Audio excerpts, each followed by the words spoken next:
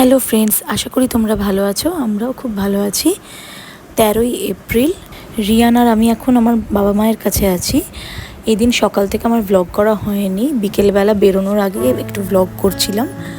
তো দেখো রিয়ান কি করছিল আমার সাথে। আসলে রিয়ানের তো জ্বর হয়েছিল, তো আমার মুডটাও খুব একটা ঠিক ছিল না। ওকে নিয়েই সারাটা দিন খুব ব্যস্ততায় কেটে গেছে। ওর শরীরটা একেবারেই ভালো নেই। তো সন্ধেবেলায় এই টাইমটা একটু বেরোনোর আগে ও খেলছিল আমার সাথে, আমিও তখন ওর সাথে একটু খেলছিলাম। আর এই যে আমার মা বসে আছে, কিছু একটা করছিল।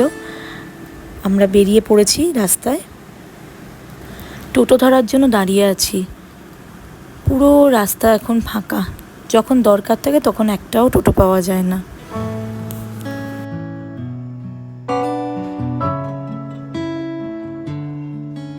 বেশ কিছুক্ষণ পর টোটো পেয়েছিলাম, আর আমরা গিয়েছিলাম দিদিভাইয়ের বাড়ি।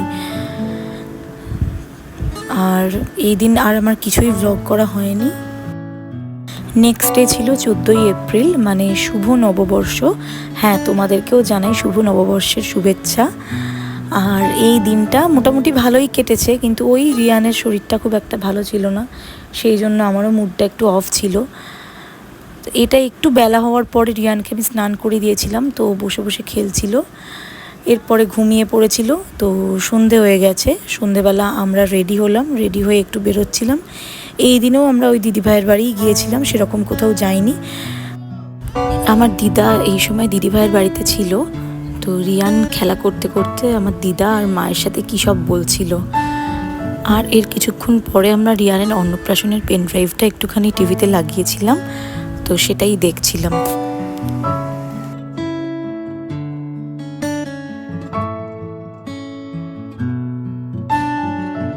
দিদিভাই মনে হয় এইখানে ওকে বিস্কুট দিচ্ছিল একটুখানি মুখে, তো বেশ ভালো লেগেছে, ওই জন্য হাসছে। এরপর ছোট দাদা ভাইয়ের সাথে খেলছিল।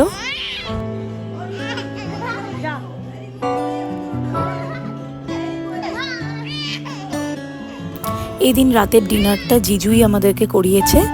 আমি আর মা রিয়ানকে নিয়ে বাড়ি চলে এলাম, কারণ ওর খাওয়ার টাইম হয়ে যাচ্ছিল। আর বাবা ওখানে ছিল, বাবা আমাদের খাবারটা নিয়ে পরে এসেছিল।